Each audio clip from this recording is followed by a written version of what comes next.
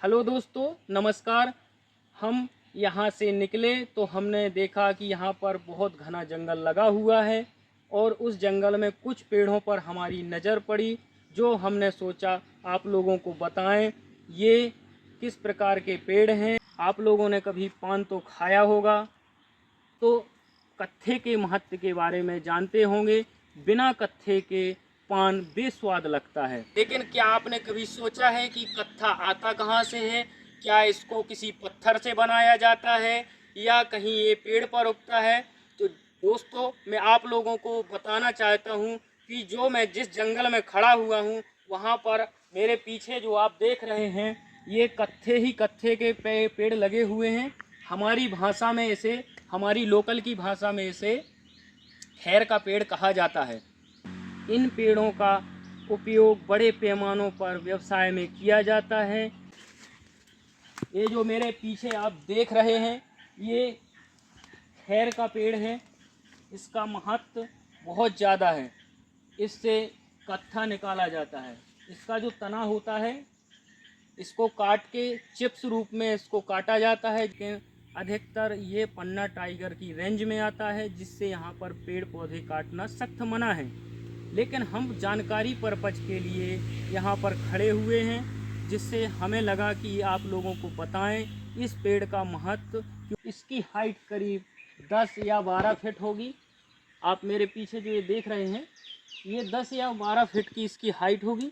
लेकिन ये 10 से 15 साल का हो चुका है पेड़, 10 से 15 साल का हो चुका है। और इसका जो अब पार्ट है, ये तोड़ने लायक हो गया है। ये पेड़ अब कटने लायक हो गया है, क्योंकि ये पूरी तरह तैयार हो गया है।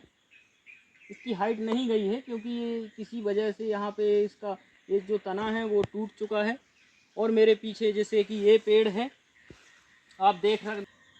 अब इसको वन विभाग द्वारा क्या किया जाता है, ये मुझे जानकारी नहीं है। लेकिन अगर किसान भाई इसको लगाना चाहते हैं अपनी खेत की मेड़ पर या कहीं और, जैसे कि कहीं जगह फालतू डली हो, तो इसको पानी की भी ज़्यादा आवश्यकता नहीं होती कि इसको ज़्यादा रख रखाव। जैसे कि अगर आप चंदन लगाते हैं तो उसका रख रखाव बहुत ज़्यादा करना पड़ता है, लेकिन इसका रख रखाव बहुत ही कम करना पड़ता है। इसको ज़्यादा पानी की भी आवश्यक, बंजर भूमि पर भी ये उग सकता है। ये बड़ा मजबूत होता है, ये लोहे से कम मजबूत नहीं होता।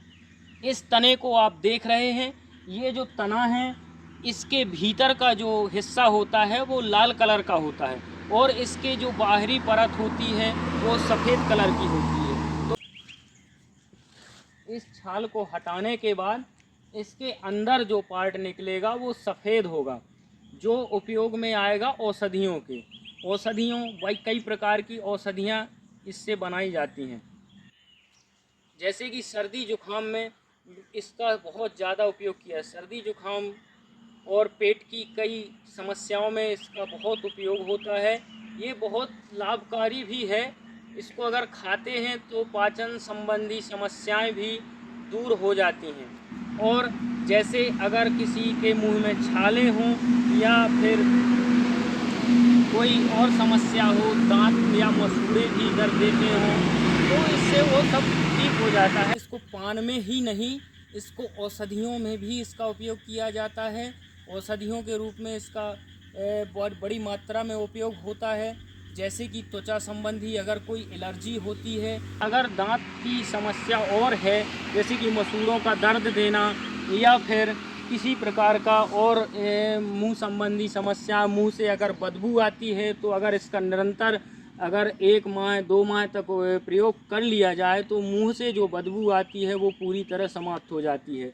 और भी इसके बहुत लाभ हैं। अगर हम पान के साथ इसको खाते हैं, रेगुलर इसका उपयोग करते हैं, तो हमारे जो दांत हैं वो थोड़े से लाल हो जाते हैं। ये मेरे पीछे देख रहे हैं, यहाँ पर किसी ने ये पेड़ लगाए नहीं है, प्राकृतिक रूप से ही बहुत बड़ी मात्रा में यहाँ पर ये पेड़ उगे हुए हैं।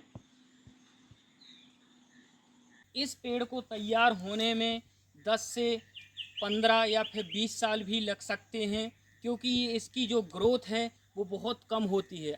अगर कोई किसान भाई इसको लगाना चाहता है तो आप देख सकते हैं कि इसकी जो पत्तियां होती हैं बहुत ही कम इसमें पत्तियां होती हैं, पत्ते होते हैं, जिससे हमारी फसलों को भी नुकसान नहीं होगा।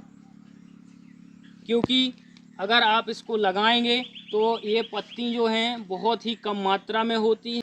यदि ये जानकारी आपको रोचक लगी हो तो चैनल को सब्सक्राइब करें, लाइक करें और अपने किसान भाइयों के साथ और भी कई जो इच्छुक हैं इसकी खेती करने के लिए, इसको लगाने के लिए, उनके साथ इसको शेयर करें।